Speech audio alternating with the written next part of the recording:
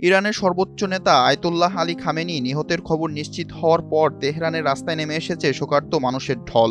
দেশজুড়ে ইসরায়েল ও আমেরিকার অব্যাহত বোমাবর্ষণের মধ্যেই প্রিয় নেতার প্রতি শ্রদ্ধা জানাতে এই গণজামায়াত শুরু হয়েছে।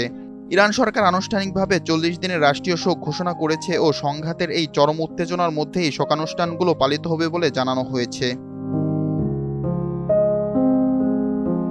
শোকের আবহের মধ্যেই তেহরানে আরেকটি বিশাল বিস্ফোরণের শব্দ শোনা গিয়েছে।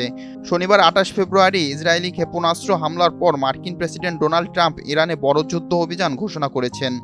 ট্রাম্প সাফ জানিয়ে দিয়েছেন, তার লক্ষ্য অর্জিত না হওয়া পর্যন্ত, অর্থাৎ সারা সপ্তাহ জুড়ে অথবা যতক্ষণ প্রয়োজন ততক্ষণ এই বোমাবর্ষণ অব্যাহত থাকবে। ইরানি গণমাধ্যম নিশ্চিত করেছে, হামলায় খামেনির পাশাপাশি তার কন্যা, জামাতা ও নাতিও নিহত হয়েছেন। যুদ্ধের ভয়াবহতা ছড়িয়ে পড়েছে সাধারণ মানুষের ওপরও।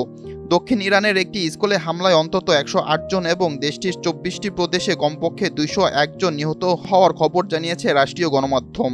এদিকে সর্বোচ্চ নেতার মৃত্যুর জেরে ইরান তার প্রতিশোধমূলক হামলার পরিধি বহুগুণ বাড়িয়ে দিয়েছে। বিপ্লব শেখ, এনটিভি অনলাইন।